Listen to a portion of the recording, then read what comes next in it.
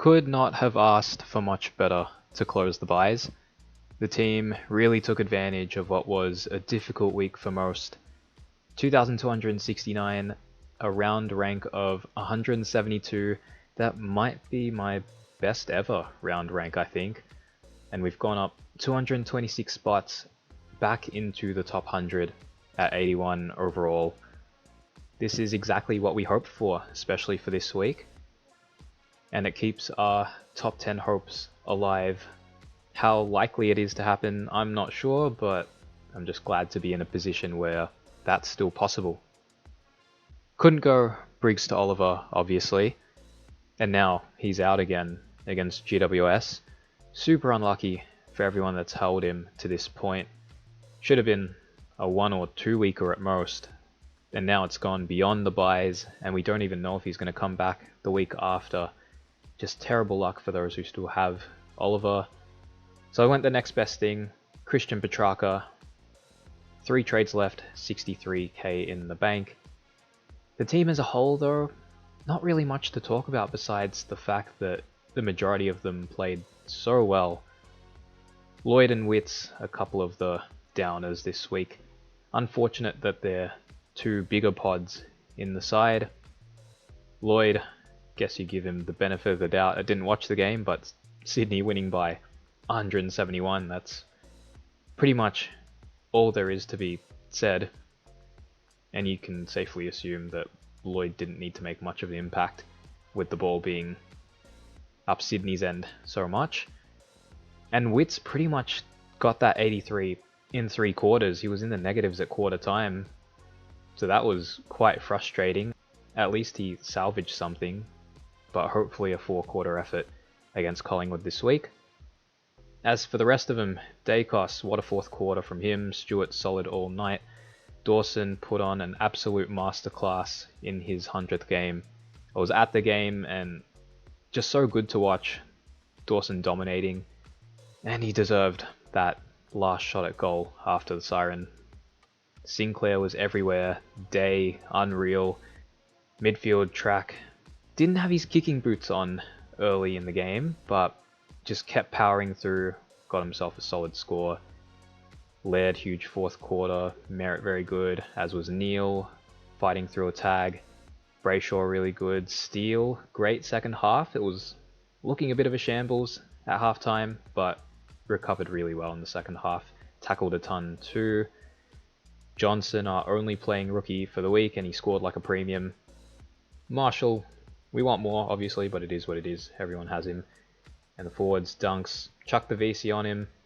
Played it safe because I was projected for a huge score. If I had to take a risk, I probably would have gone Brayshaw. At the end of the last video, though, I did have it on Goulden. So it does annoy me a little bit that I missed out on that, but I think I would have gone Brayshaw anyway.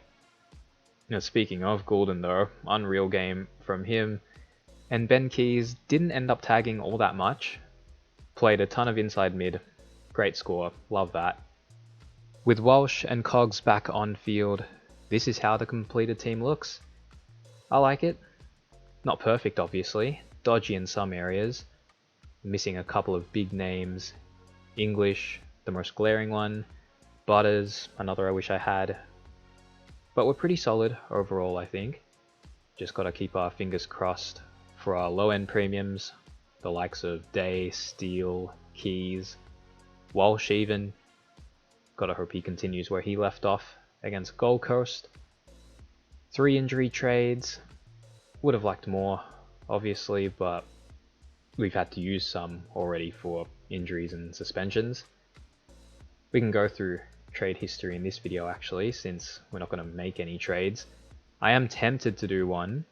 I do have enough for Witts to English. I don't think I'll do it. I'm probably better off keeping the last 3 trades for injury purposes, but it is tempting. But I'll hold fire on that. We'll do a little review of our season so far now that we're past the buys. Slow start after round 1, but got into the top 1,000 pretty quickly. I think starting Clayton Oliver was a huge part in that. He was a common pick, but I know a lot of content creators didn't start him, so that was pretty important for our team. From there, kept going up until we peaked at 62 overall after round 9. From there we went on a bit of a slide until this round, obviously, like I said, taking advantage of what we all knew was going to be probably the most difficult buy round. Now we're back into double-digit ranks and hopefully we stay there. We can look at trades as well just to see what might have gone wrong around this point. So here are the trades that we've made so far this season. A lot of correction ones.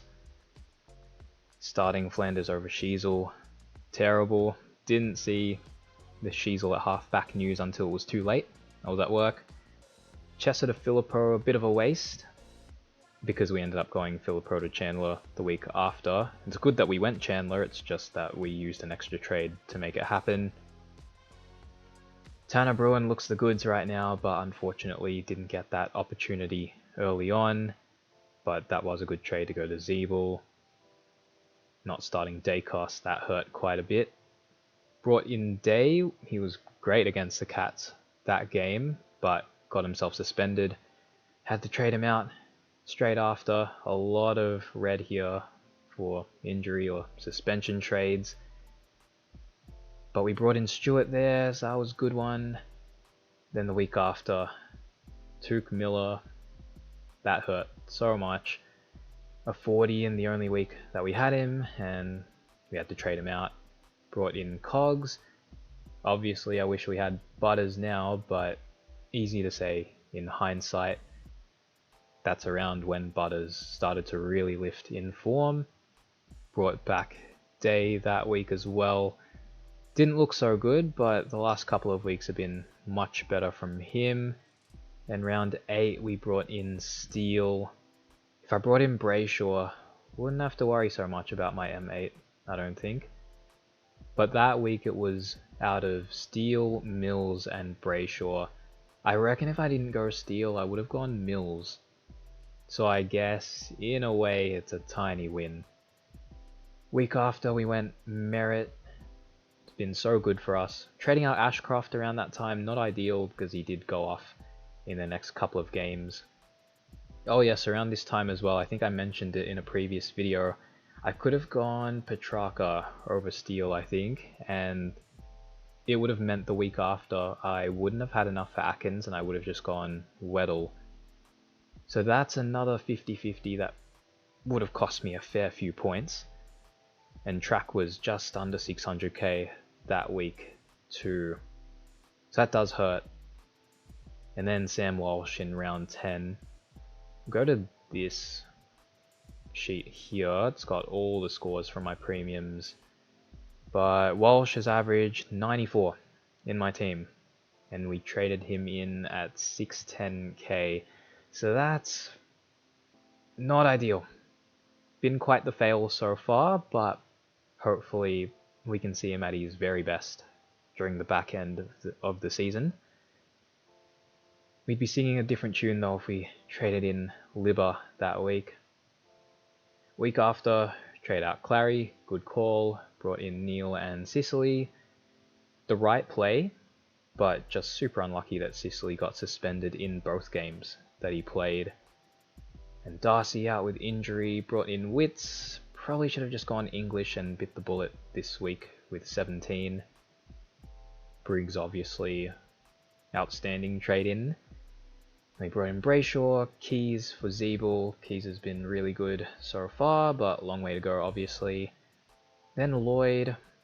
We'll see how that goes. It's been up and down so far, but hopefully we can get some consistency out of him. And Sinclair for Sicily.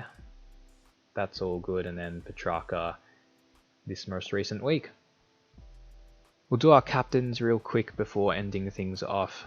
Could keep it on any of the Thursday night players. Dunks, Neil, Taranto. They're all in great form.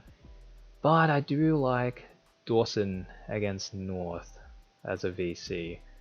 145 and 134 in his last couple against them.